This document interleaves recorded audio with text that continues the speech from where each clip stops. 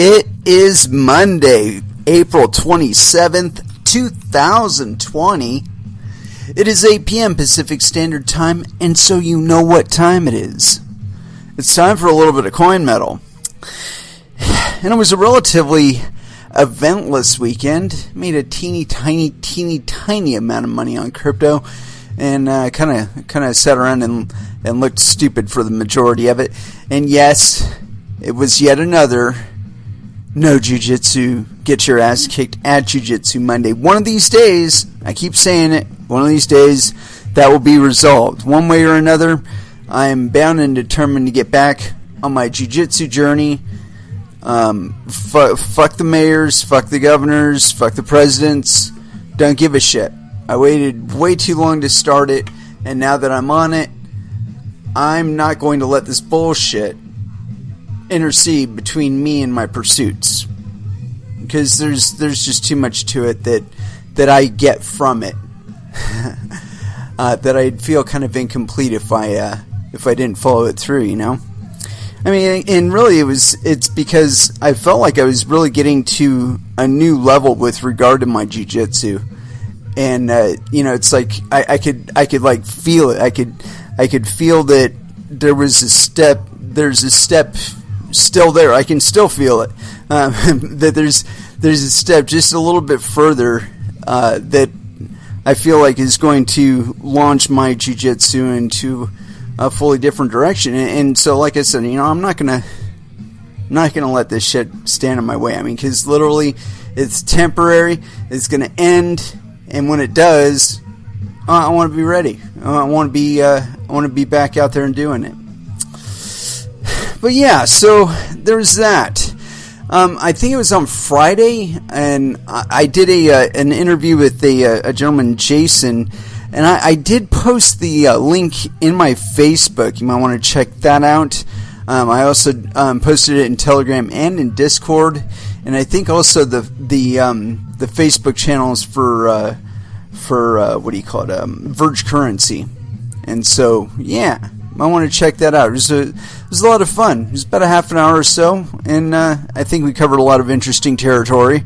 Much of what we've covered here on this show, but I'm sure some of it was new to the people that listen to Jason's show. Anywho, but yeah, so I did that one, and then on Sunday I did another interview. This time with Orbital Lexicon or Liberty Crypto, whichever one he goes by. I'm not entirely certain. But anyway, as far as when I'm going to get a link for that one, I have no idea. But that was an interesting talk. It was a little bit long, and I don't know how much they're going to edit the fuck out of it. Hopefully a lot, because there was some interesting gaffes that I'm sure somebody could take out of context. But anyway, it was, like I said, relatively uneventful. Didn't catch any fish this weekend. It's terrible. I did try a little bit something new today, and I think I might have gotten one bump on it. And I'm sure I'm going to have to refine it quite a bit, because it's not quite there yet. The thing is still moving way too slow. Need to move faster. So maybe next time. But anyway, as far as, so I don't have a lot to communicate as far as jiu-jitsu is concerned. You know, fortunately I've got my own mat, and so I'm able to play around on it. Unfortunately, I can't seem to find anybody to do that with. And I've tried several means, and like one of them I'm not going to try ever again because it was not a good experience. It seemed like people are using this particular platform for homosexual hookups, or just sexual hookups. I don't know if it seemed like it was all gay guys that was hitting on me. So that's you know, and apparently they go through really broad lengths to like get together, because I did not make any kind of sexual innuendo at all in this fucking posting. And they're just like all over me. I'm like, okay, yeah, never gonna do that again. No, it wasn't Grindr. it wasn't a place that's actually known for that, So, and apparently somebody thought it was sexual enough to get it banned. So I was like, okay, these people, they have either there's like some sort of Gestapo shit going on over there. I mean, like those people are so desperate to hook up that somebody could mistake my ad for some sort of sexual thing. Give me a fucking break. I mean, really, how bad are these people up? I mean, it's like they couldn't get laid before COVID and they're ultra desperate now, or what? I don't get it. I really don't get it.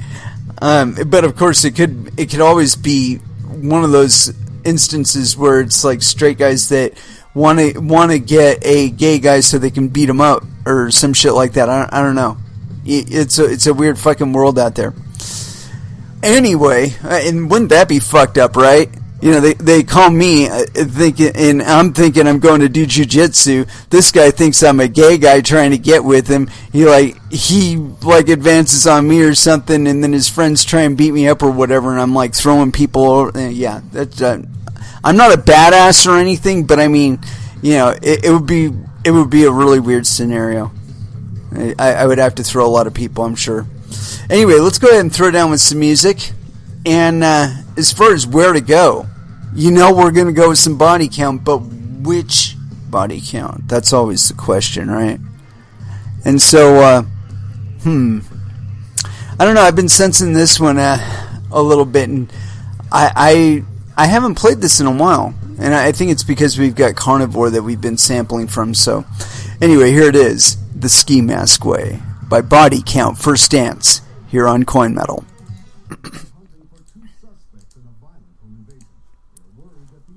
And that was Slipknot with Unsainted. I don't know if you caught it, but right before that I played Age of Defiance by Prong. And that's off of a EP recently released about a month ago or so. It seems like it was a couple months ago, actually. But anyway, as far as what we're going to get into, did a little digging around, and I've got a pretty active, online life when it comes to social media and shit like that. And so I'm always getting people talking to me about Nano. They're like, I'll talk about proof of work with Bitcoin and how I think it's a good thing and whatnot. And people will mention Nano. And so I'm like, what the fuck is so wonderful about Nano that you can supposedly replace proof of work with it? And personally, I don't think there's a more honest system out there yet. I think there are compromises that you have to make in whatever example we're talking about. When you get away from people having to put an actual stake in mining, you start getting back into Trustville and potential for abuse on the side of a custodian that isn't particularly sensitive to your needs as opposed to their own. So, like I said, I started digging around, and I managed to find the Nano white paper, or at least the original Nano white paper. Whether or not this is a representation of their current product or what currently trades as quote-unquote Nano, I have no idea, but hopefully we'll find out. Hold on one moment, I gotta make a minor adjustment here.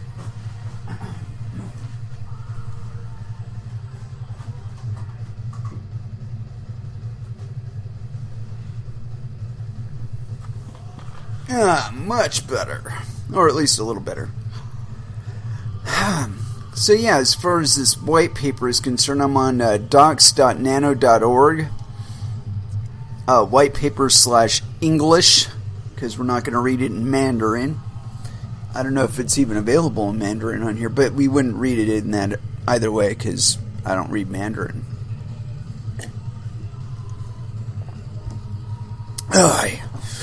And so, here we go. The original white paper, last updated November 2017. Info, this original white paper contains details about the protocol which are no longer accurate. such as voting only being performed on blocks for which forks were detected, but is being left intact for historical reference purposes. Gosh, I wonder how they determine that one now. Continuing on. Introduction. Since the implementation of Bitcoin in 2009, there has been a growing shift away from traditional government-backed currencies and financial systems towards modern payment systems based on cryptography, which offer the ability to store and transfer funds in a trustless and secure manner. In order to function effectively, a currency must be easily transferable, non-reversible, and have limited or no fees. Increased transaction times, large fees, and questionable network scalability have raised questions about the practicality of Bitcoin as an everyday currency. And I just wanted to pause right there. It's only because there have been vast changes to the incentive structure of Bitcoin that have kind of forced it into the hands of really big miners. If it were left alone, anyway, continuing on. In this paper, we introduce RaiBlocks, a low latency currency built on an innovative block lattice data structure, offering unlimited scalability and no transaction fees. RaiBlocks by design is a simple protocol with the sole purpose of being a high-performance cryptocurrency. The RaiBlocks protocol can run on low-power hardware, allowing it to be a practical, decentralized cryptocurrency for everyday use. Cryptocurrency statistics reported in this paper are accurate as of publication date. Gosh, I wonder what they are now. Background. In 2008, an anonymous individual under the pseudonym Satoshi Nakamoto published a white paper outlining the world's first decentralized cryptocurrency, Bitcoin. A key innovation brought about by Bitcoin was the blockchain, a public, immutable, and decentralized data structure which is used as a ledger for the currency's transactions. Unfortunately, as Bitcoin matured, several issues in the protocol made Bitcoin prohibitive for many applications. Number one, poor scalability. And number one, fuck scalability. You know what scalability is? It's one person serving about 10 million people, and he's unaccountable to any of them. That's what scalability is. Continuing on. Each block in the blockchain can store a limited amount of data, which shouldn't be the case, which means the system can only process so many transactions per second, making spots in a block a commodity. Currently, the median transaction fee is $10.38. Wow, I wonder when that was. And I'm sure there's a reference here. Let me see. Let's see what that says. Number 2, median transaction chart, blah, blah, blah. BitInfo charts, comparison, Bitcoin median transaction fee. Let's see what it says today, if anything. Let's see. Well, it does give us through January 2020, and it says the median transaction fee as of 4/27. Let's see, Bitcoin transactions.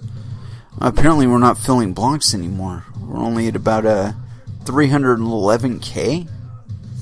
On the last one, according to this, transactions 300K. Oh, wait a minute, historical chart, number of transactions in blockchain per day. Okay, so we did 311,000 transactions. I guess. I don't know. Let's see if it gives us the median price, which that's what we're here for. I'm not seeing it on there. Alright, anyway, continuing on. Let's get back to this thing. Original white paper, blah, blah, blah. Alright, here we go. High latency.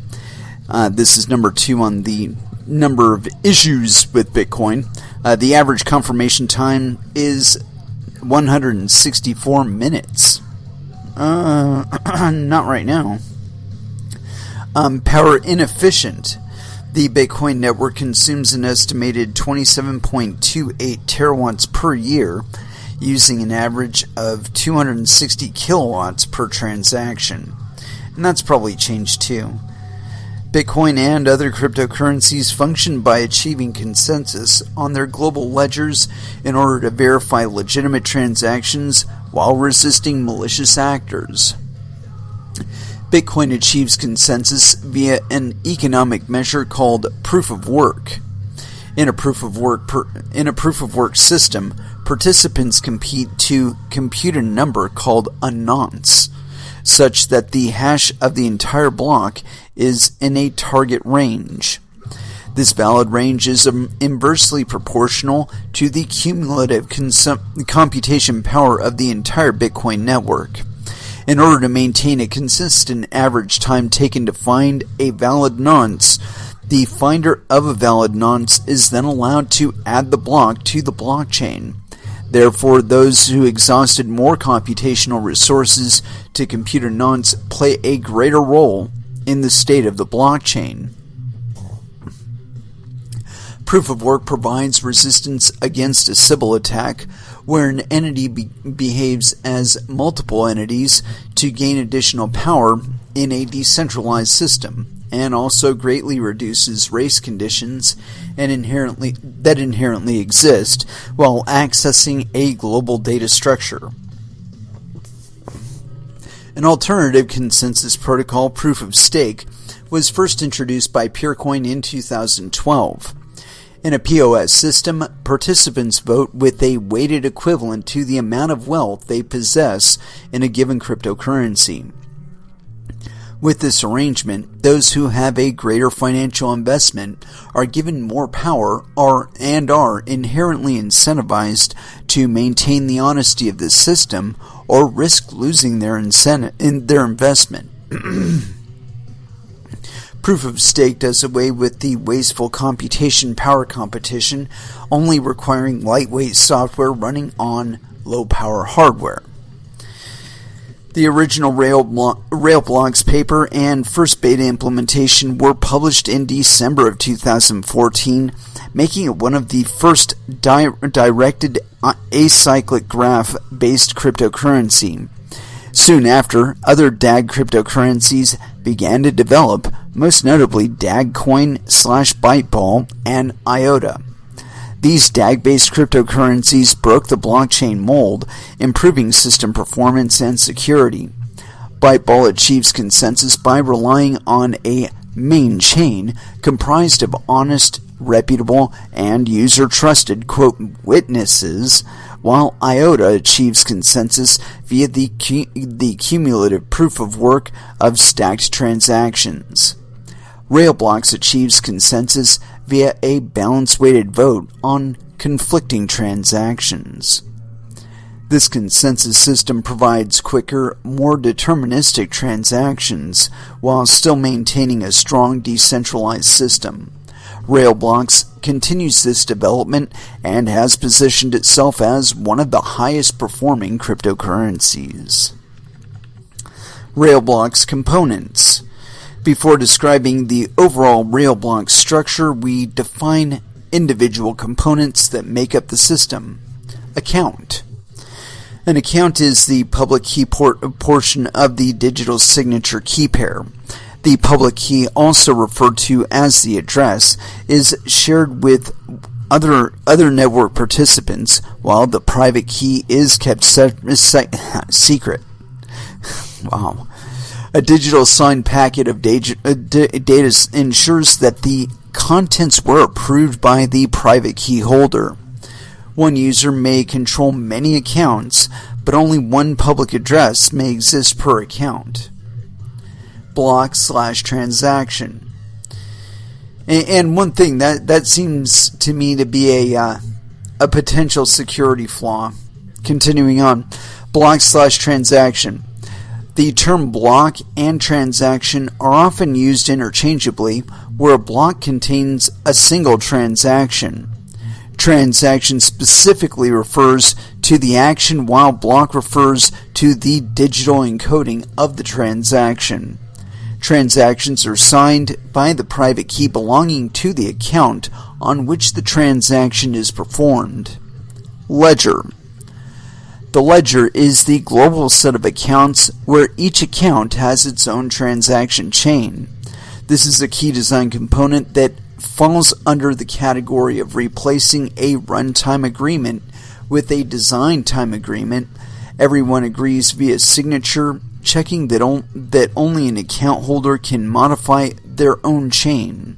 This converts a seemingly shared data structure, a distributed ledger, into a set of non-shared ones. Let's see, account A goes block NA minus 1, block 1, block 0. Same thing for both three. Okay. So node. A node is a piece of software running on a computer that conforms to the RaiBlocks. I've been saying RaiBlocks. It's RaiBlocks. RAI blocks. Or RAL blocks?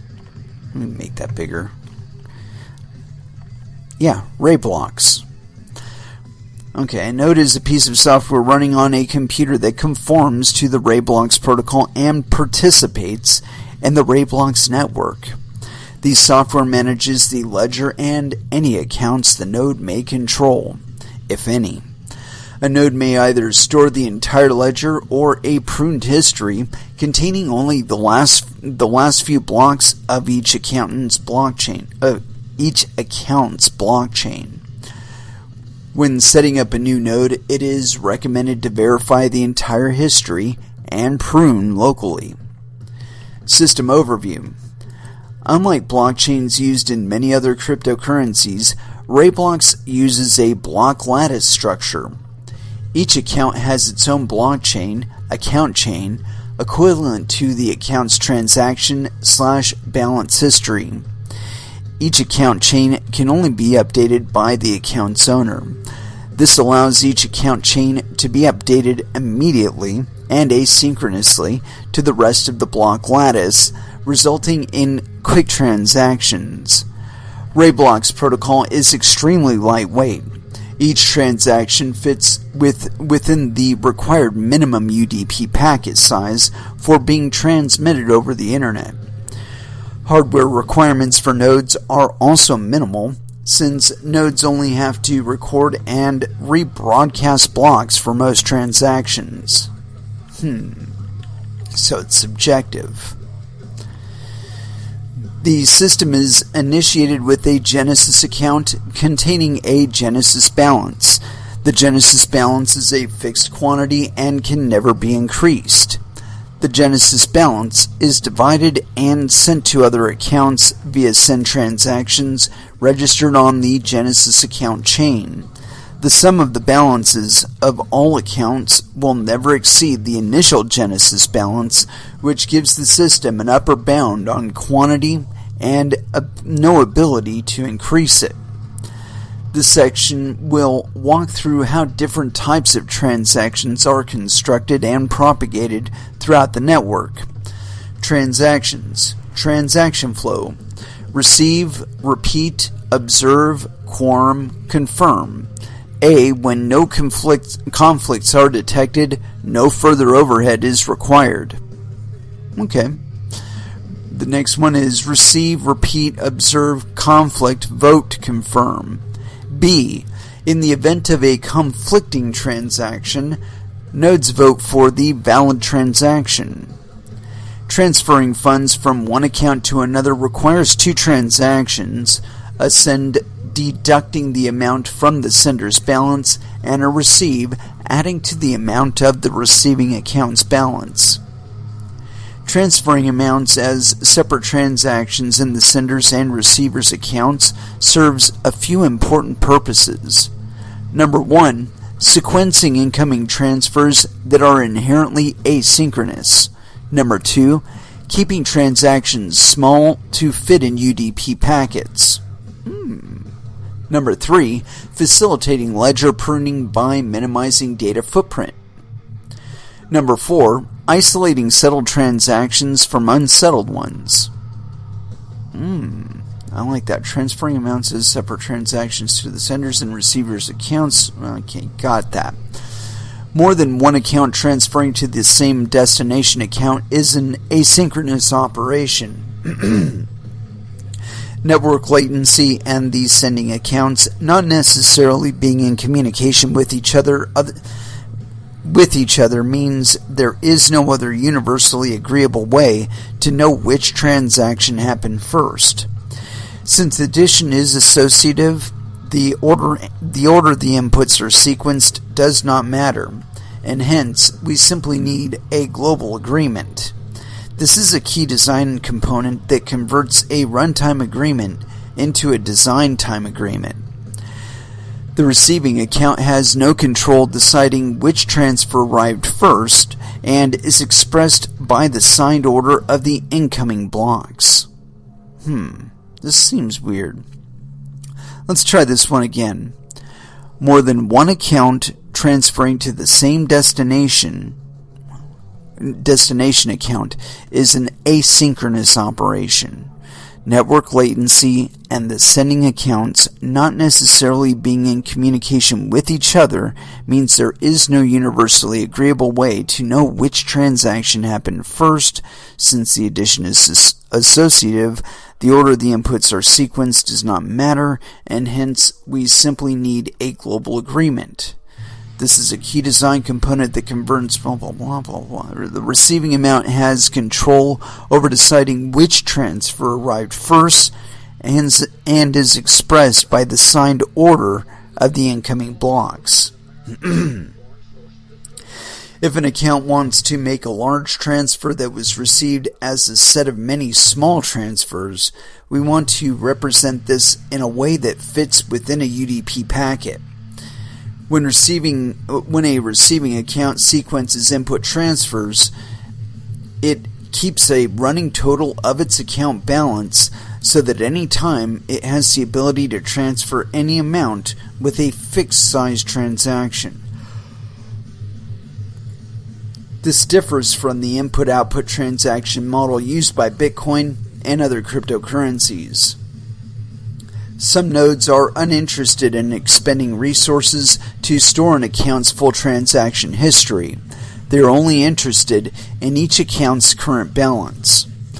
When an account makes a transaction, it encodes its accumulated balance, and these nodes only need to keep track of the latest block, which allows them to discard historical data while maintaining correctness. Even with a focus on design time agreements, there is a delay window when validating transactions due to identifying and handling bad actors in the network. Since agreements in RaiBlocks are reached quickly, on the order of milliseconds to seconds, we can present the user with two familiar categories of incoming transactions: settled and unsettled. Settled transactions are transactions where an account has generated receive blocks. Unsettled transactions have not yet been incorporated into the receiver's cumulative balance. This is a replacement for the more complex and unfamiliar confirmations metrics in other cryptocurrencies. Creating an account. To create an account, you need to issue an open transaction. An open transaction is always the first transaction of every account chain and can be created upon the first receipt of funds. The account field stores the public key, address, derived from the private key that is used for signing. The source field contains the hash of the transaction that sent the funds. On account creation, the representative must be chosen to vote on your behalf. This can be changed later. The account can declare itself its own representative. Account balance.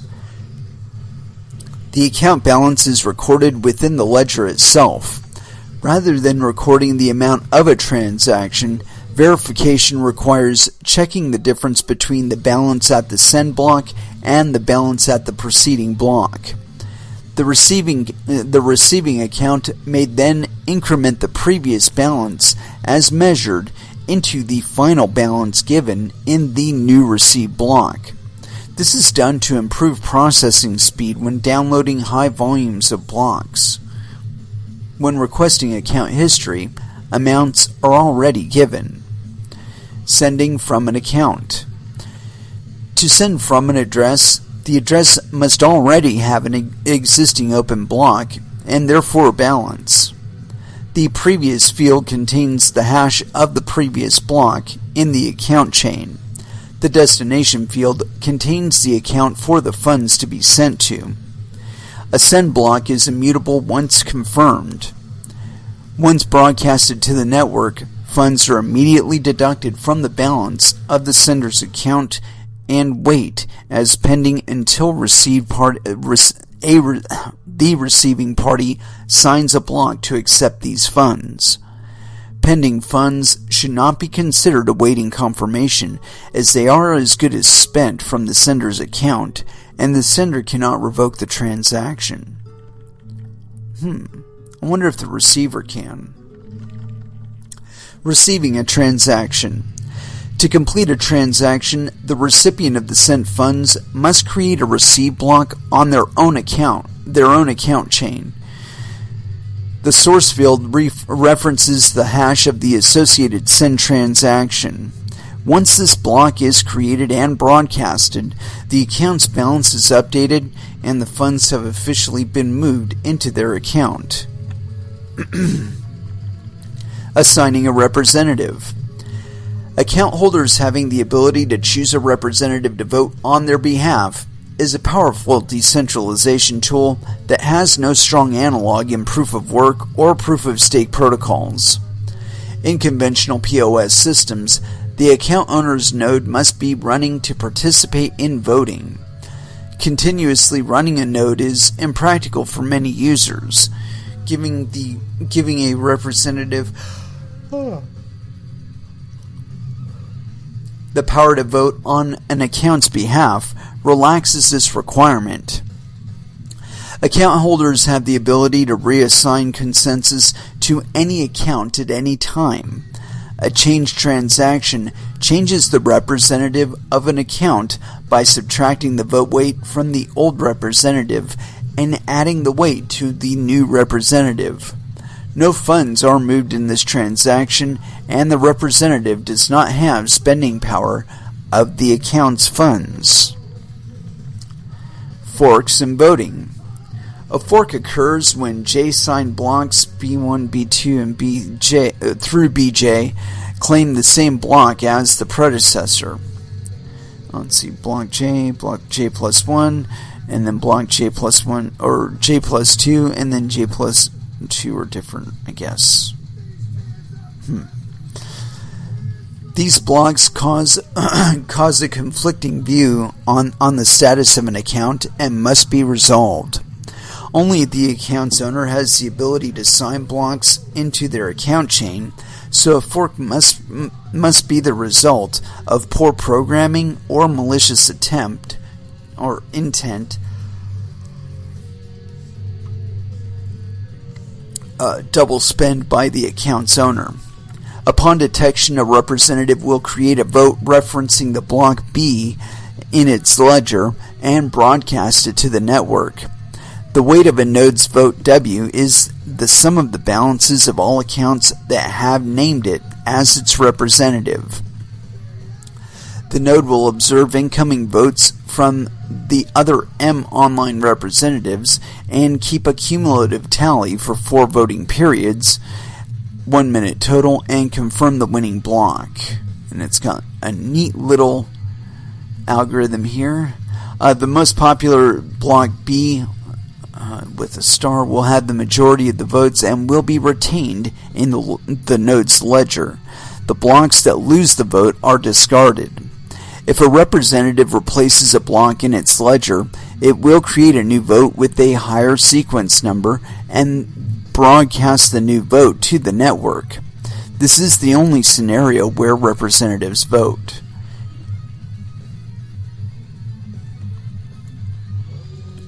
In some circumstances, brief network connectivity issues may cause a broadcasted block to not be accepted by all peers. Any subsequent block on this account will be ignored as invalid by peers or that did not see the initial broadcast. A rebroadcast of this block will be accepted by the remaining peers, and subsequent blocks will be retrieved automatically.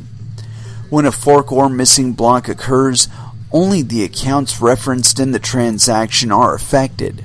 The rest of the network proceeds with processing transactions for all other accounts. Proof of work. All 4 transaction types have a work field that must be correctly populated.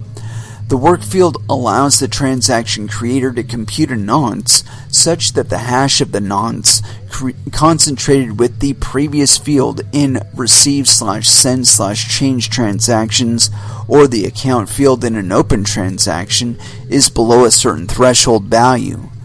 Unlike Bitcoin, the proof of work in RaiBlocks is simply used as an anti-spam tool similar to Hashcash and can be computed on the order of seconds. Once the transaction is sent, the proof of work for the subsequent block can be pre-computed since the previous block field is known. This will make transactions appear instantaneous to an end user so long as the time between transactions is greater than the time required to compute the proof of work. Transaction verification. For a block to be considered valid, it must have the following attributes. Number 1, the block must not already be in the ledger. Duplicate transaction. Number 2, must be signed by the account's owner. Number 3, the previous block is the head block of the account chain. If it exists but is not the head, it is a fork. Number 4, the account must have an open block.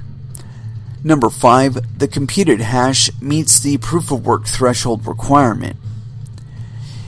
If it is a receive block, check if the source block is pending, meaning it has not already been redeemed. If it is a send block, the balance must be less than the previous balance. Attack vectors. RaiBlocks, like all decentralized cryptocurrencies, may be attacked by malicious parties for attempted financial gain or system demise. In this section, we outline a few possible attack scenarios, the consequences of such an attack, and how RaiBlocks protocol takes preventative measures. Block gap synchronization. In a previous section, we discussed the scenario where a block may not be properly broadcasted, causing the network to ignore subsequent blocks. If a node observes a block that does not have the referenced previous blocks, it has 2 options. Number 1, ignore the block as it might be a malicious garbage block. Number 2, request a resync with another node. In the case of a resync, a TCP connection must be formed with a bootstrapping node to facilitate the increased amount of traffic a resync requires. However, if the block was initially a bad block, then the resync was unnecessary and needlessly increased traffic on the network. This is a network amplification attack and results in a denial of service. To avoid unnecessary resyncing, nodes will wait until a certain threshold of votes have been observed for a potentially malicious block before initiating a connection to a bootstrap node to synchronize. If a block doesn't receive enough votes, it can be assumed to be junk data. Transaction flooding. A malicious entity could send many unnecessary but valid transactions between accounts under its control in an attempt to saturate the network. With no transaction fees, they are able to continue this attack indefinitely.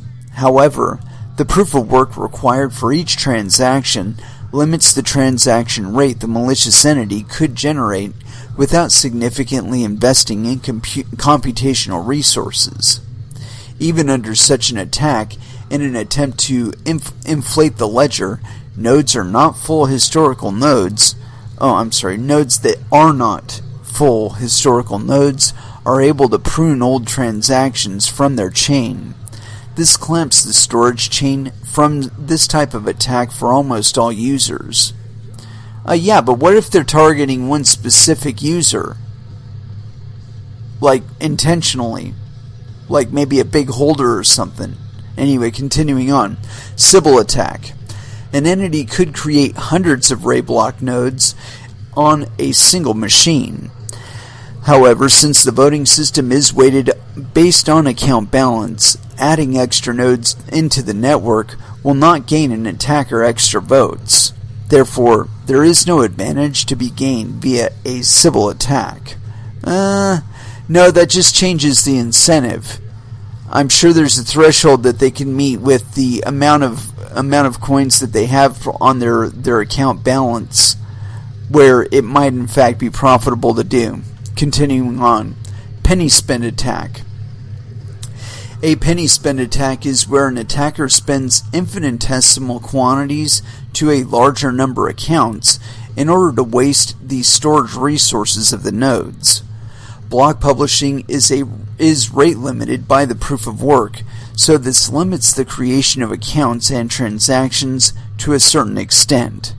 Nodes that are not full historical nodes can prune accounts below a statistical metric where the account is most likely not a valid account. Finally, RaiBlocks is tuned to use minimal permanent storage space, so space required to store an additional account is proportional to the size of an open block plus indexing. So open block plus indexing equals 96 bytes plus 32 bytes equals 128 bytes. This equates to 1 gigabyte being able to store 8 million penny spend accounts. If nodes wanted to prune more aggressively, they can calculate a distribution based on access frequency and delegate infrequently used accounts to slower storage. That just changed the rate that you can attack them at. Pre-computed proof of work attack, and this is one that I think is probably the most likely because of the subjective nature of the confirmation on this. Continuing on, since the owner of an account will be the only entity adding blocks to the account chain, sequential blocks can be computed along with their proof of work before being broadcast to the network. Here, the attacker generates a myriad of sequential blocks, each of minimal value, over an extended period of time. At a certain point, the attacker performs a denial of service by flooding the network with a lot of valid transactions, which other nodes will process and echo as quickly as possible. This is an advanced version of the transaction flooding described in the transaction flooding section. Such an attack would only work briefly, but could be used in conjunction with other attacks, such as a greater than 50% attack, to increase effectiveness. Transaction rate limiting and other techniques are currently being investigated to mitigate attacks. The greater than 50% attack, not even a 51% attack, just greater than 50% attack. The metric of consensus for RaiBlocks is a balanced, weighted voting system. If an attacker is able to gain over 50% of the voting strength, they can cause the network to oscillate consensus, rendering the blocks. Cause the network to oscillate consensus, rendering the system broken. An attacker is able to lower the amount of balance they must forfeit by preventing good nodes from voting through a network DOS. RaiBlocks takes the following measures to prevent such an attack. Number 1, the primary defense against this type of attack is vote weight being tied to investment in the system. An account holder is inherently incentivized to maintain the honesty of the system to protect their investment.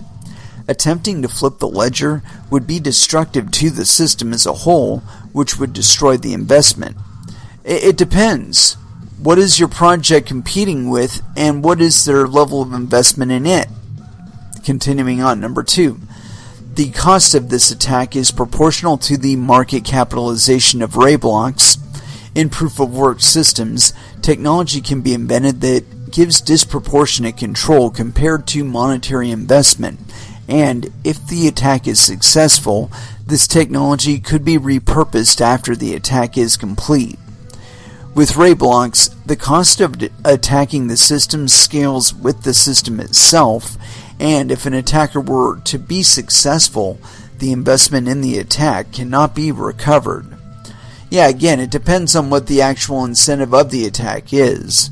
Continuing on, number 3. In order to maintain the maximum quorum of voters, the next line of defense is representative voting. Account holders who are unable to verify participate in voting for connectivity reasons can name a representative who can vote with the weight of their balance. Maximizing the number and diversity of representatives increases network resiliency. But it's also lower for efficiency. Number 4. Forks in RaiBlocks are never accidental, so nodes can make policy decisions on how to interact with forked blocks. The only time non-attacker accounts are vulnerable to block forks is if they receive a balance from an attacking account.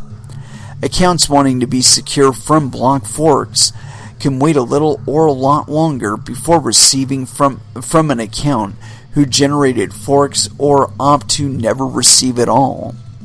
Receivers could also generate separate accounts to use when receiving funds from dubious accounts in order to insulate other accounts. That's something there. But then again, all of the accounts are tied to a single amount, as indicated previously. Continuing on, number 5. A final line of defense has not yet been implemented is block cementing. RaiBlocks goes to great lengths to settle block forks quickly via voting. Nodes could be configured to cement blocks, which would prevent them from being rolled back after a certain period of time. The network is sufficiently secured through focusing on fast settling time to prevent ambiguous forks. A more sophisticated of a greater than 50% attack is detailed below. Offline is the percentage of representatives who have been named but are not online to vote. Stake is the amount of investment the attacker is voting with. Active is the representatives that are online and voting according to the protocol. An attacker can offset the amount of stake they must forfeit by knocking other voters offline via a network DOS attack. If this attack can be sustained, the representatives being attacked will become unsynchronized, and this is demonstrated by unsync. Finally, an attacker can gain a short burst in relative voting strength by switching their denial of service attack to a new set of representatives while the old set is resynchronizing their ledger.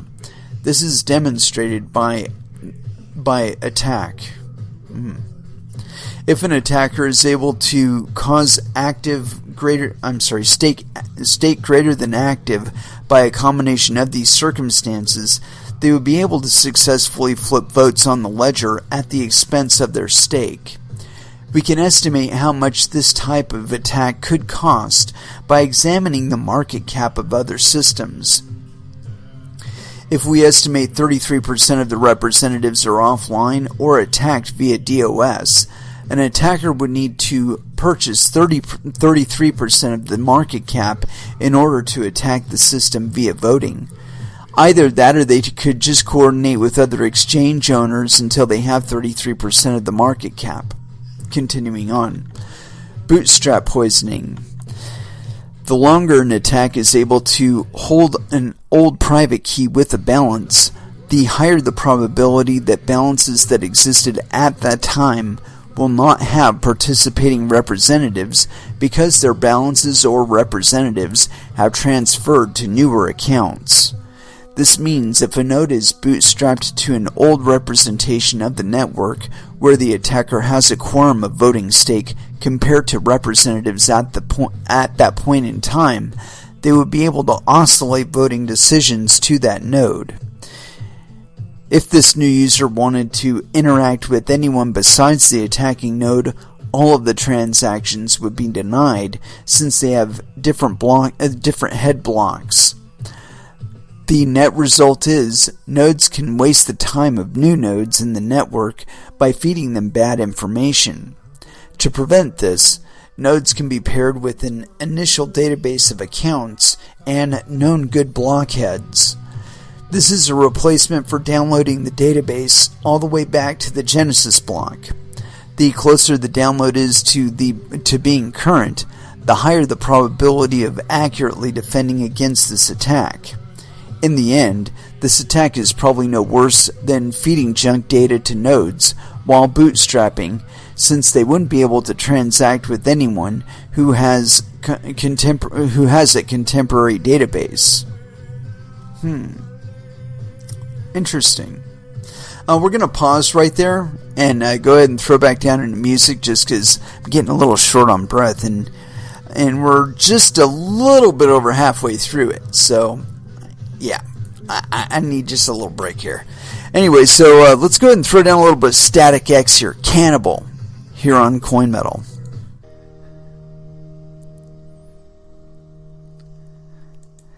And that was Death Clock with the Galaxy.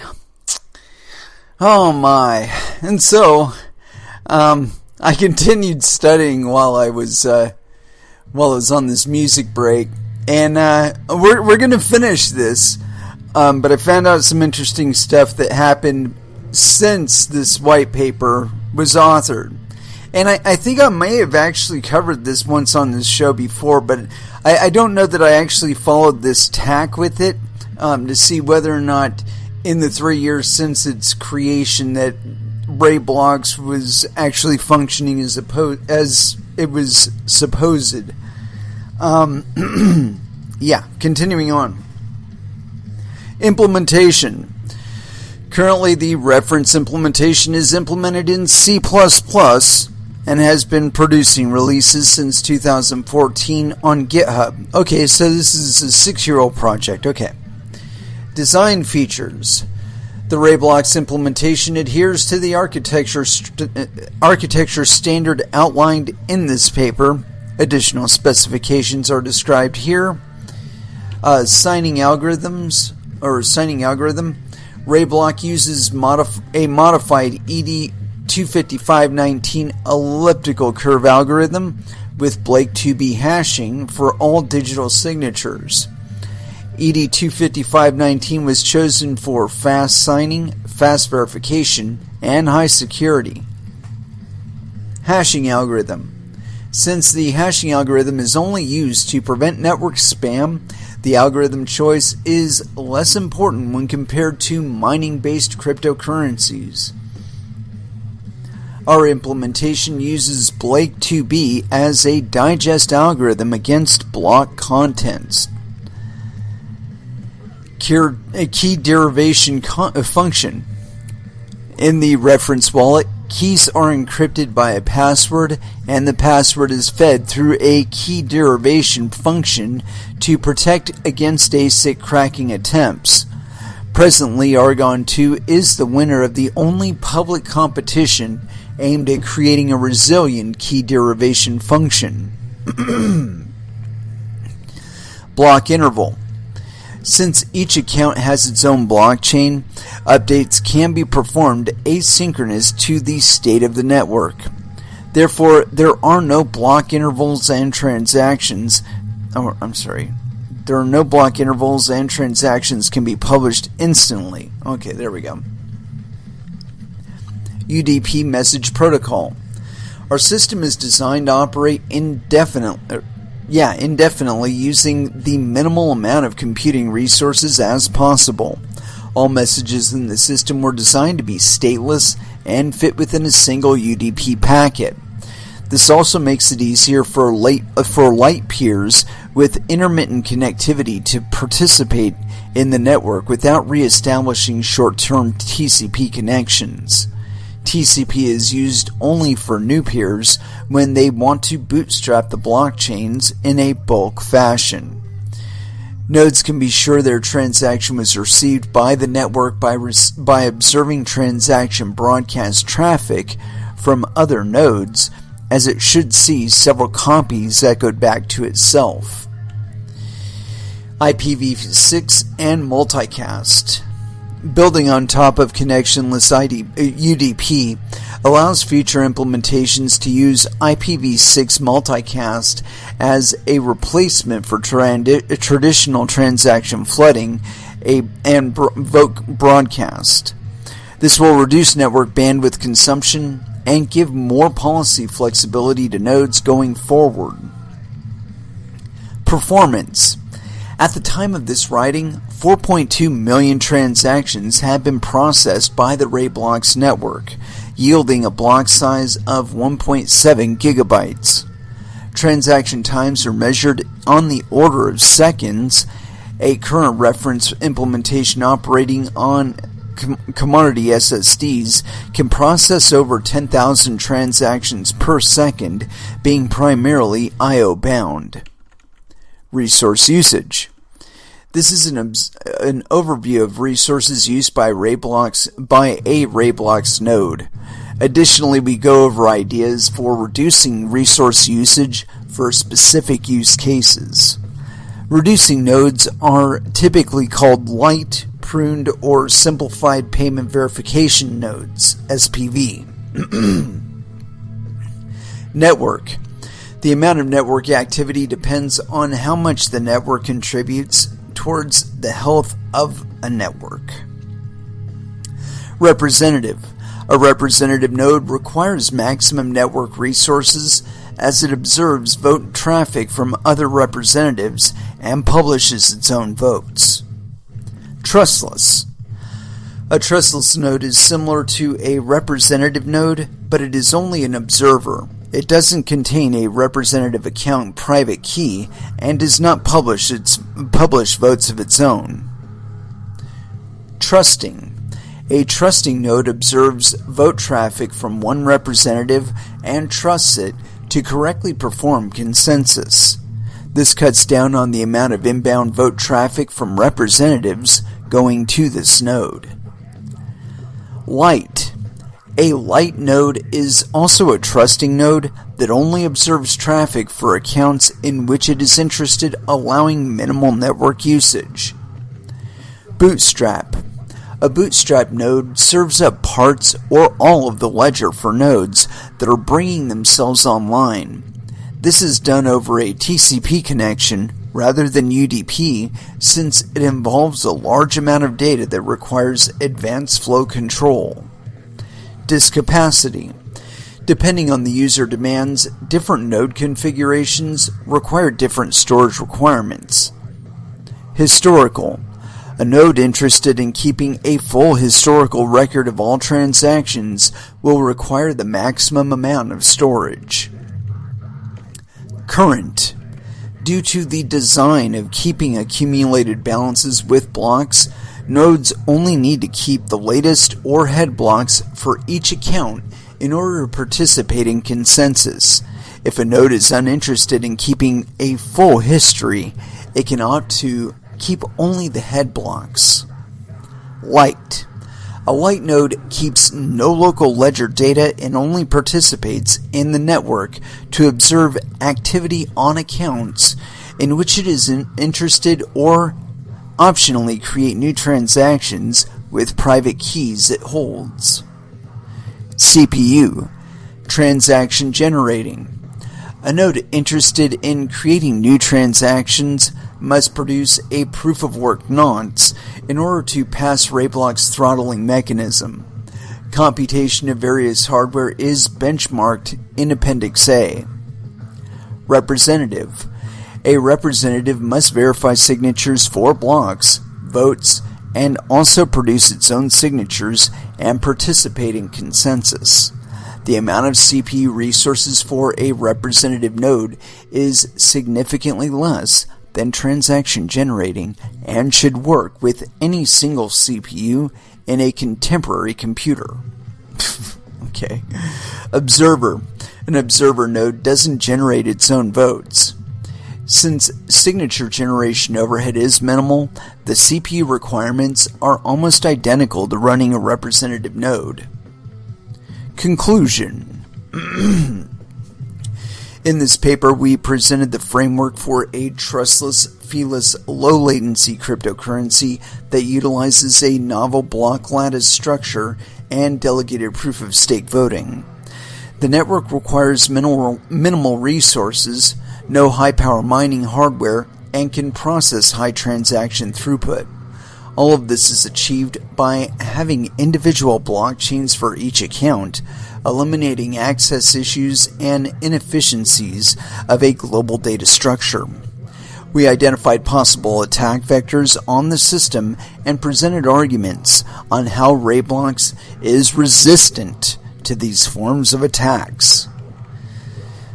Appendix A, POW hardware benchmarks. As mentioned previously, the proof of work in RaiBlocks is to reduce network spam. Our node implementation provides acceleration that can take advantage of OpenCL-compatible GPUs. Table 1 below provides a real-life benchmark comparison of various hardware. Currently, the proof of work threshold is fixed, but an adaptive threshold may be implemented as average computing power progresses. Let's see here. Alright, and so we are through the original white paper. And this thing has been attacked since. Or at least a large hack concerning a considerable amount of their token has occurred. Now, what that means for the original coin and how it functions now is still left in question. We haven't addressed that yet, but we may find the answer in this article here. I dug around a little bit, and this one's on Cointelegraph.com. Quote, "It's impossible to refund the stolen amount." Interview with BitGrail's Francisco Furano. What the fuck happened there? Weird. Anyway, here we go. Exclusive interview with Francisco Furano, whose crypto exchange BitGrail lost hosted tokens last week worth about $187 million at the time the losses were discovered. And let's see, does it give us an author? It just gives us Cointelegraph. This is authored February 13th, 2018. So almost 2 years ago. Yeah, about 2 years ago, roughly 2 years ago. Cointelegraph talked to Francisco Furano, CEO of BitGrail, the Italian exchange apparently hit by a cyber attack that would have caused the loss of a considerable amount of Nano tokens, formerly known as RaiBlocks. BitGrail froze trading on Thursday, February 8th. The exchange stated that 17 million Nano had been stolen in the hack, an amount worth $187 million at the time the losses were discovered. The statements of the developers of Nano on the matter, mixed with the understandable anger of users affected by the theft and the dissemination of confusing information, have generated a climate of strong hostility towards the team of BitGrail, then resulted in serious threats and intimidating messages. This one is translated, and it was on February 11th, 2018, and this is by Francisco the Bomber. Francisco the Bomber. Quote, all those who threaten me with death, could they do it neatly under this tweet? It starts to get tiresome looking at all my posts. Today, February 13th, the BitGrail team has published an update on their website and the status of the investigations, which we will probably pursue. Quote, "We reiterate that we have filed a regular complaint to the competent authorities reporting the information regarding the hacks and the exploited bugs, not attributable to our software." BitGrail explained that during the communications with the developers of Nano, they have not managed to set a good dialogue. Quote, "We have filed a further complaint about aggregated defamation in the press, as newspapers all over the world have reported their defamatory statements against the developers of Nano." Cointelegraph: "How does the BitGrail team respond to allegations that it tried to cover up the theft through requests to the Nano team?" Francisco Firano: "We, unlike them, have nothing to hide. We are not forced to defame, making accusations without evidence. I can see they're very stressed by this matter." CT: "What progress are you making towards the resolution of this matter?" Ferrano: "First of all, we are trying to understand how to proceed from a legal standpoint. Once we understand what we can and cannot do legally, we'll proceed." Cointelegraph: "How would you comment on the reaction from the international community on this matter?" FF: "No comment, it comments itself."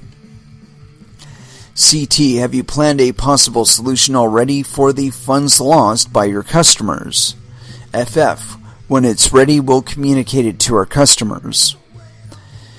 CT: "Do you expect to find a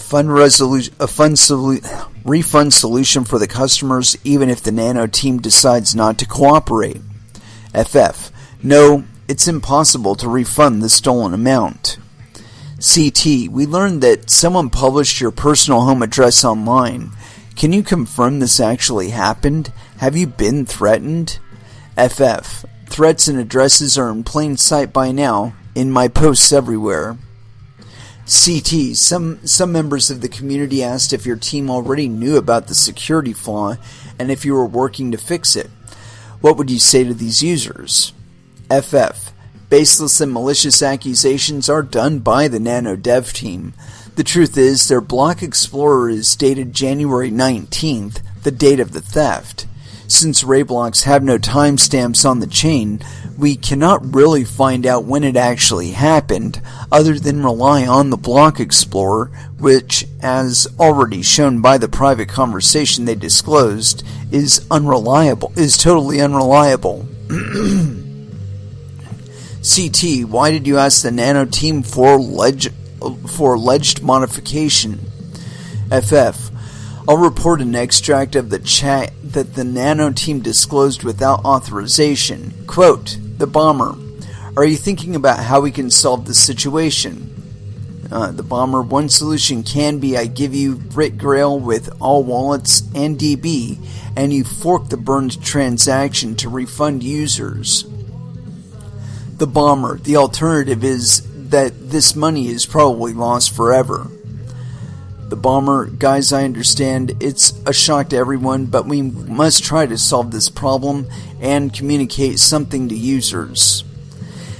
As you can see, our only intention is to refund the users who took some serious damage, and, as our conversation shows, I propose to take a step back and let them manage the entire exchange until the resolution of the problem. Instead, the dev team started to spread statements where they accused me of wanting to cover up the whole thing." CT: "In some posts, users say that the transfer of Nano may have started way before your announcement. What would you say to these users?" FF: "First, they don't have complete data. It's only available to us in law enforcement authorities. And secondly, we cannot rely on the official explorer developed and managed by the Nano dev, proved flawed, which is to say, to this day, the only way to determine the date of the transactions." Okay, that's very enlightening there. And BitGrail no longer exists apparently, so that can't be looked at. BitGrail chart log PDF, and this is from Zach Shapiro.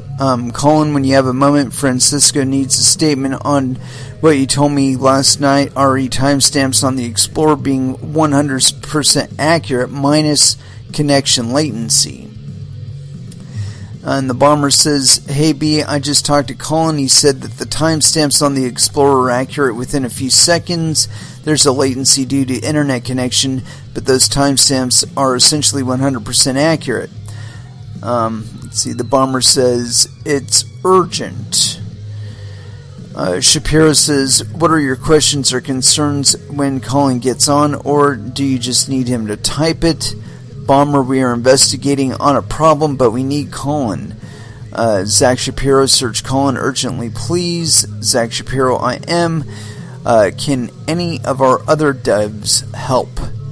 The bomber, if you can fork the chain, yes, Zach. Colin, hey. The bomber, hi Colin. Colin, how's it going? The bomber, we found a massive loss in our wallet, and we need to understand what happening.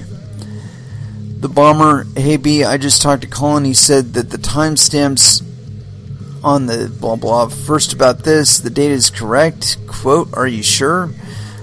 Guys, we haven't seen so many time. I need to report this loss to police ASAP. I need to understand some things before.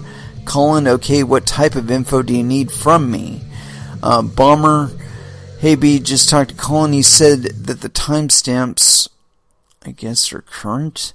The timestamps, and Colin says, the timestamps on the site are when the transactions arrived to the node, so that they're within a couple seconds of when they were created. The bomber, Colin, the timestamps on the site are when the transactions arrive. Can there be exceptions? Transactions with incorrect date of weeks/months. Colin says, well, it's similar to a last access timestamp. It's just stored in the database. It should be fairly accurate unless it was modified somehow. The bomber says, check this, and then he gives them the RaiBlocks address shit. Let's see, the first block, F9, F8, F3, date Friday 19th January 2018 at 1857. All the next blocks are before that. Someone with access to your DB had modified this info. Don't change dates in any way now. Colin may, as far as I know, we've never changed any of it. It should be accurate. The bomber is, have you checked the TXs of that address? Colin, check them for what? Bomber, the first one is the last one if you see the date. Colin, yep, the one is the most recent. The top one is the most recent. Bomber says, and he gives us another address for it. Colin says, yep, the top one is the most recent. See the last in the bottom. Colin, yeah, that's weird. It must not have been recorded right or got clobbered. Bomber, this is not a transaction authorized by BitGrail, and there are so many all with the same date, talking about million of XRB. Millions. All transactions that are stolen have the wrong date. Colin, if the node was down and synced back up at that time, there could be a lot of transactions. There could be a lot of transactions all at once. When your system makes trades, do you keep a date of when it operates? The bomber, trades, withdrawals, deposits, yes, but some of TXs are not withdrawals from us. We haven't recorded in our DB, so they don't have a record of having made the transactions. We can try to calculate the date, but it's very difficult if the Explorer is incorrect. This is why I asked Zach if it was accurate. Colin, I see. Well, it can't be 100% correct because older transactions are on the bottom and the date is later than the transactions above it. That's just a local date to the Explorer machine, though. It's not a guarantee. The bomber. We have suffered a stolen and did not know when this was. How do you recommend behaving as the stole only affects RaiBlocks? Colin. It seems like if you have a record of withdrawals or deposits before/after the transactions with bad timestamps, you could figure out the date. The bomber. We certainly cannot rely on the Explorer, as was said. Colin. For instance, if you had a record of the deposit for #AAAA, and you see the unknown transaction BBBB, and you have a record for depositee CCCC, you can now know the date of BBBB is between those two. The bomber. For instance, if not, we haven't to date. So we know that there can be no certainty of the date on RaiBlocks, and this is okay. Now, what can we do to solve the problem? Zach Shapiro, how much have you allegedly lost exactly? The bomber, seems 15 million. Zach Shapiro, XRB or USD? The bomber, XRB. Zach Shapiro, didn't you only have 6 in your wallet? The bomber, we have 4 in our wallet right now. Zach Shapiro, thanks. If someone stole 15 million, it would be on the chain somewhere. The bomber, if we get all addresses, can you block in some way? Zach Shapiro, how are you determining if a transaction was stolen? The bomber, is not in our database withdrawals list. Maybe, but I can't be sure. Zach Shapiro. Zach Shapiro, what if it's a bug in your code where you just didn't record it? The bomber, invalid blocks get rebroadcast after many days. Zach Shapiro, if it's a bug in your code where you just didn't record it, no, we haven't the balance of all users. Let's see. And it's got some address here. Has got XX millions XRB. We've got his email. We've got his addresses list.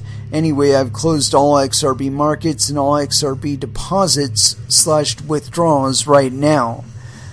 Do you have transactions coming in your wallets to any of his addresses? The bomber, yes. Zach Shapiro, I see them. I scrolled down. Colin, you have email IP? The bomber. This is one of the addresses who stole the XRB. And let's see, Colin, you have email /IP, and let's see, IP proxy header, and it's blocked out there.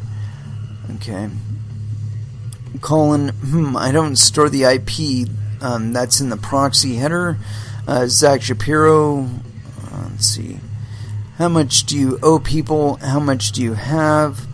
The bomber, let's see. Users is 19,069,089.34979714. The bomber, RaiBlocks account something. We're going to report it to the police in the next minutes. We can't wait till we can't wait, and we need to be 100% transparent on it. And so Zach Shapiro says, so you owe 19 million and you have 6 million. The bomber says, we got 4 million, not 6. Let's see. Your other account has 2 million more, it seems. Let's see. I guess it says 2K, not 2KK. And that's, 2000. Okay. So the bomber says, gives another address here, Zach Shapiro. So if someone was stealing 10K at a time from BG Rep 1, were you moving funds from Rep 2 into it? And that's why Rep 2 is empty. Repository, that is. The bomber repository 2 is the hot address. Bitgrail send from 2 and receive from 2. The 1 is our cold address. When one is empty, we're moving funds from 1 to 2. Got it. Anyway, and Bomber says, anyway, this is one of the addresses who was stolen. Zach Shapiro, when did you first find out about the hacker, alleged hacker? The Bomber says, this morning, 8 hours ago. Zach Shapiro, how? What triggered it? The Bomber, we are investigating on the fucking date. Zach Shapiro, how? What triggered it? I'm going to move funds from 1 to 2 and check the total user's balance. The Bomber, I'm going to move funds from 1 to 2 this morning. My lawyer and I are going to the police. When we come back, we will give the news of the stolen. Zach Shapiro says, we increased the number of transactions on the page so you can see further back. The Bomber, thanks. Zach Shapiro, so you have 4.2015. Bomber says, yep. How much was hacked? Zach Shapiro asked. The Bomber says 15 million. Users' balances are 19-something million on BitGrail.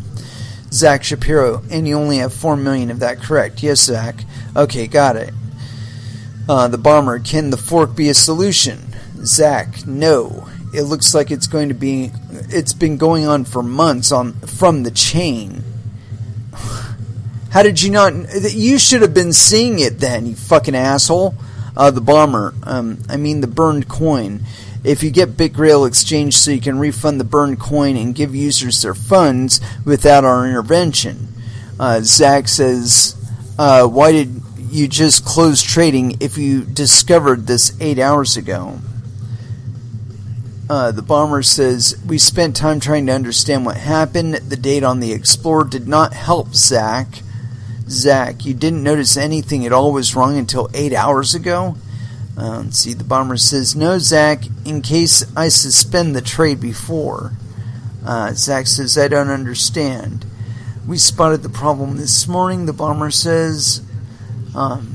Zach says, if withdrawals have been closed for the last month, how did you not notice this? Someone with allegedly withdrawing for weeks according to you via this hack.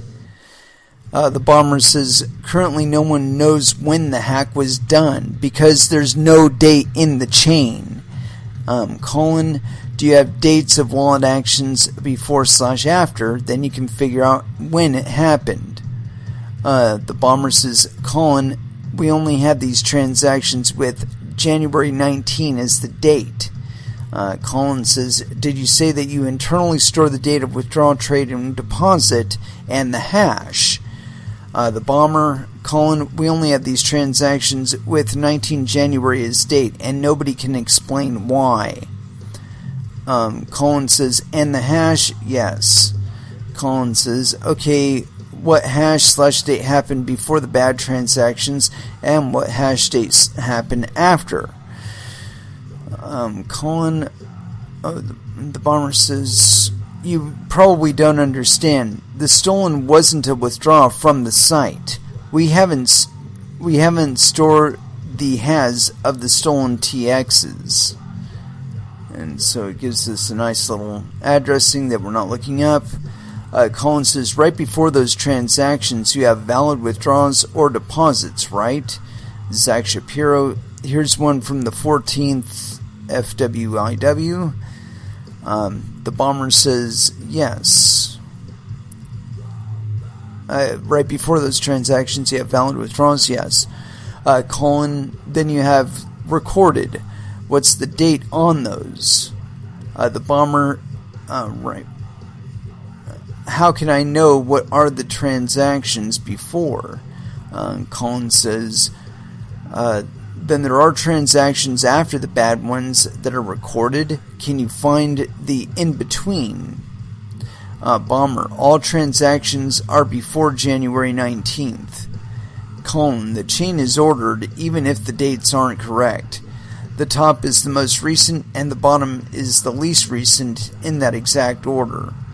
The Bomber, the top is most... yes. Okay.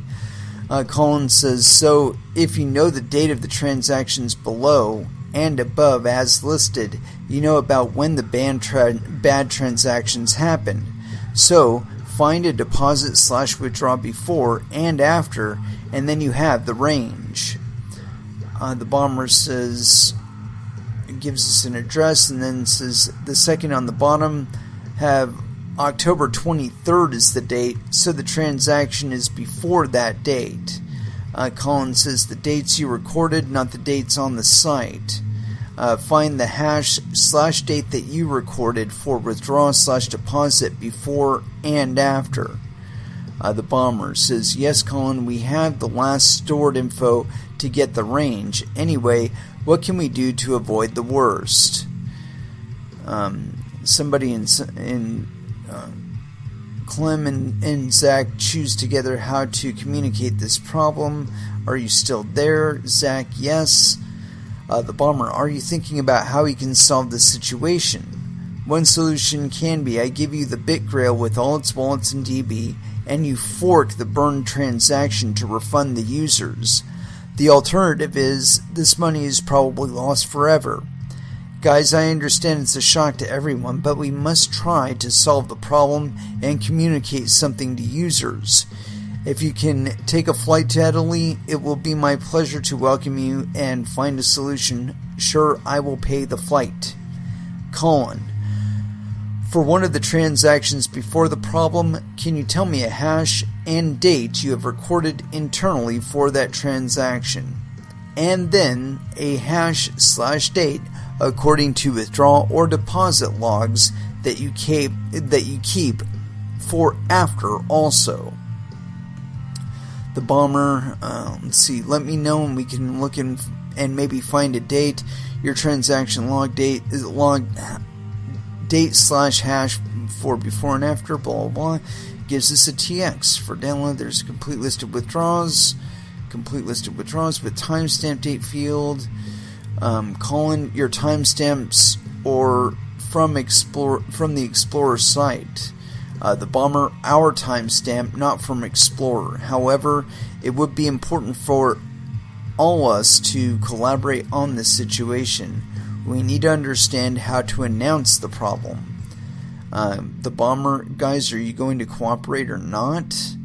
Zach, we're having a team conversation. The bomber, if I have to go on my way, tell me. Okay, I repeat, if we can work together, better. The bomber, guys, ping me when you're done. Zach Shapiro, let us think about it. The bomber, one thing, Zach, we must report it to the police to avoid negligence. GR 9:38 p.m. So we are going to police tomorrow on 9:30 a.m. Zach Shapiro, okay.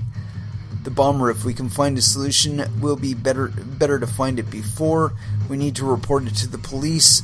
The solution to avoid website shutdown by police. I do not know if I have explained the thing. Zach Shapiro, explained what thing? The bomber, when I will come to police to report the stole, probably they confiscate the server to be able to investigate, I think. So if you were able to get a solution for the stolen, better to report to the police too. If you don't understand, tell me, I will try to repeat better. Google Translate doesn't help. Zach Shapiro, okay, speak in the morning. The bomber, is there any possibility to fork the chain and get XRB from burned address? Seems the only solution for me right now. The bomber,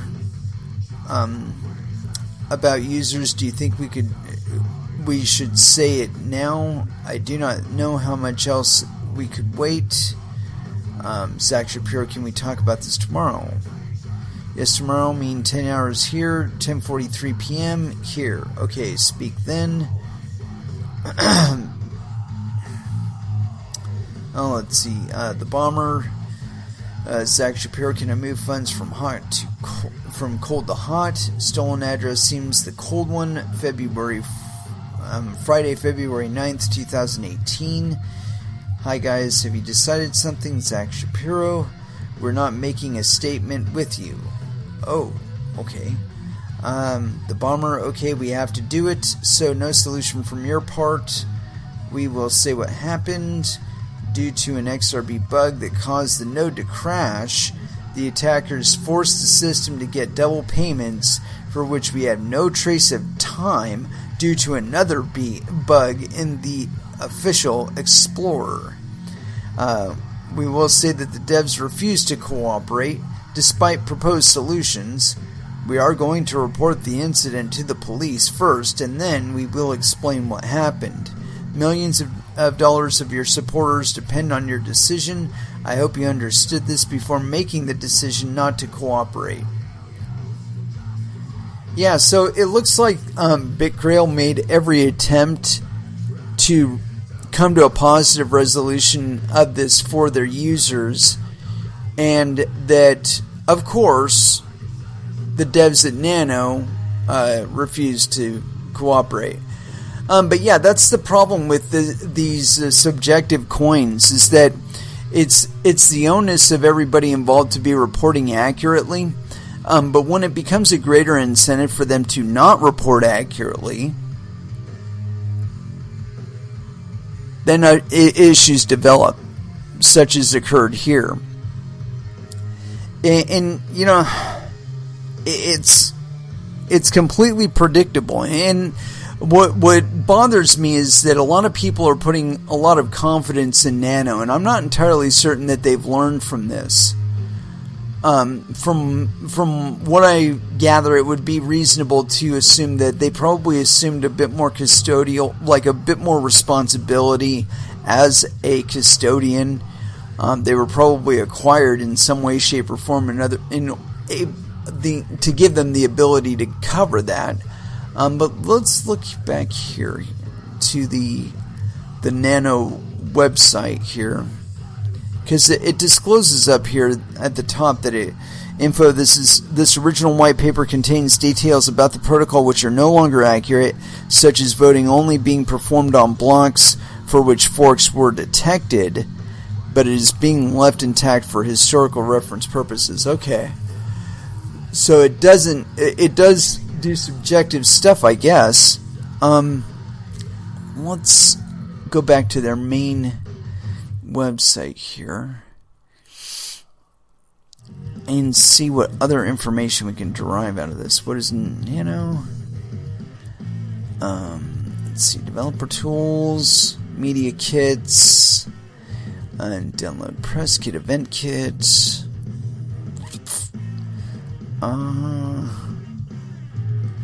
Let's look at what is Nano.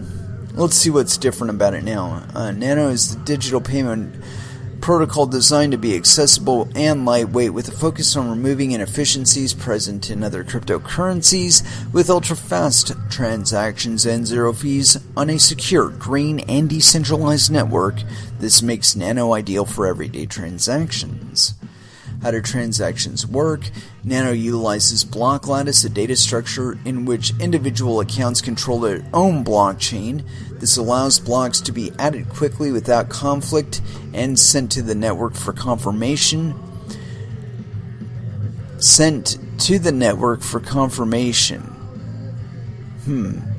Networks occur between accounts with two separate actions. Sender publishes a block debiting their own account for the amount to be sent to the receiving account. Number 2, the receiver publishes a matching block crediting their own account for the amount sent. Once a block sending funds is confirmed by the network, the transaction goes into a pending state and cannot be reversed. The receiver can be offline and safely leave funds in this state until they are ready to publish a matching block receiving funds to their account.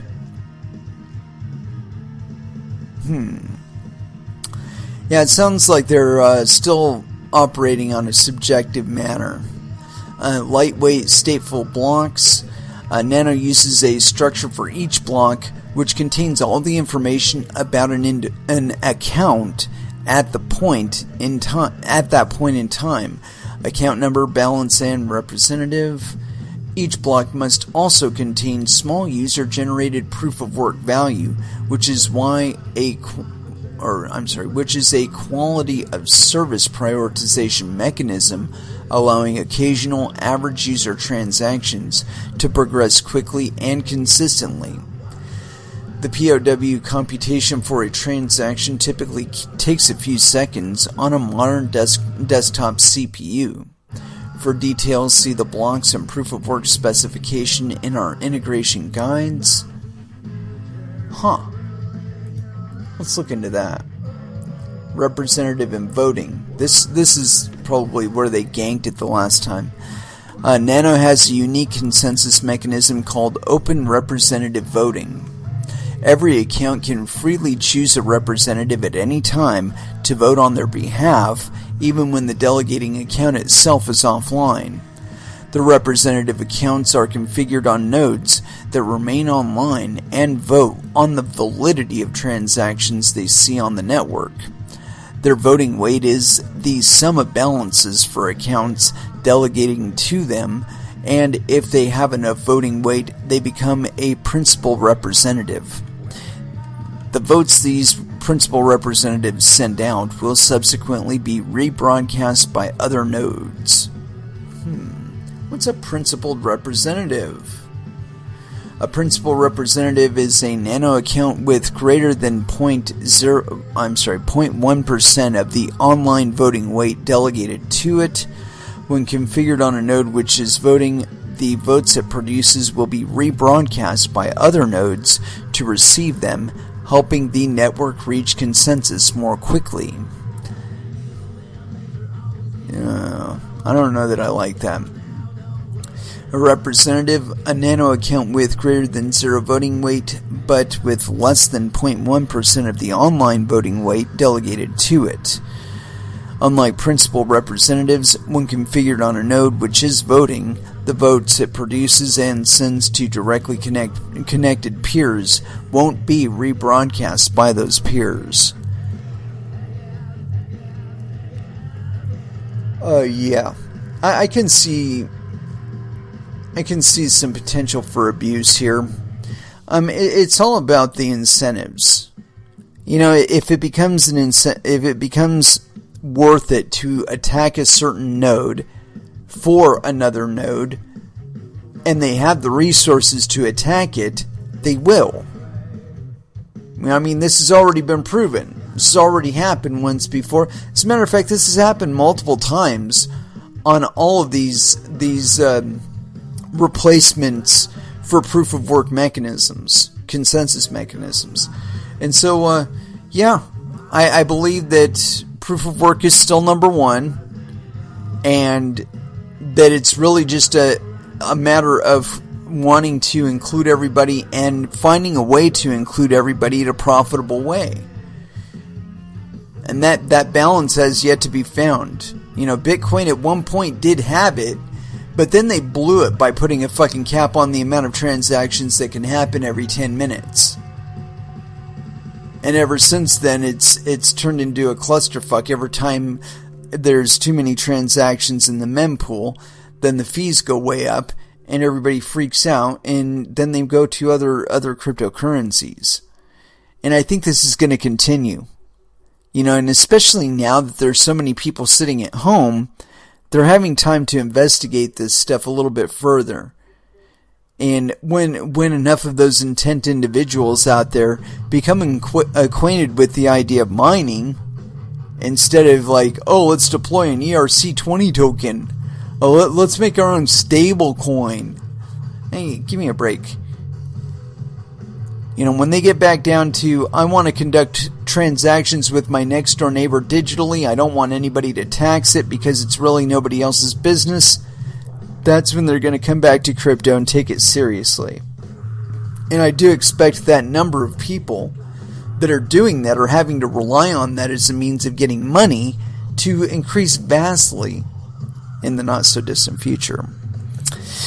And it is with that I'd like to bring this one to a close. Thank you very much for listening. I certainly do appreciate the support. We will be back again on Wednesday at 8 p.m. Pacific Standard Time. And so until then, I want y'all to trade safe. Do your homework. and watch out for your own bunghole, because nobody else is going to do it for you. Certainly not Nano. As far as our last dance is concerned, I have not picked anything out. But it's kind of like the same as it's ever been here in crypto, and I expect that it will be this way for some time to come. I don't believe regulation is going to solve it. I certainly don't believe that licensure is going to solve it, or insurance, or any of the conventional means that we've had to compensate for the necessity of having to trust people. When you can confirm it globally in 10 minutes or less, what's the need to trust? I don't know. Back to proof of work.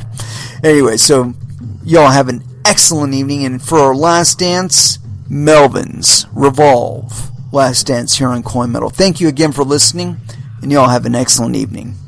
Good night.